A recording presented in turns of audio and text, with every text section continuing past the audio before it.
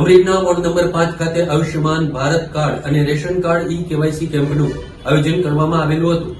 સારી youth club of Amreli તથા 5 તાલુકા health કચેરી અમરેલીના સંયુક્ત ઉપક્રમે વોર્ડ નંબર 5 ખાતે આયુષ્યમાન ભારત કાર્ડ તથા રેશન કાર્ડ કેવાયસી કેમ્પનું વિશેષ આયોજન શહેરના કેરિયા રોડ પર આવેલા ભોજલપરામાં રામજી મંદિર ખાતે કરવામાં આવેલું હતું।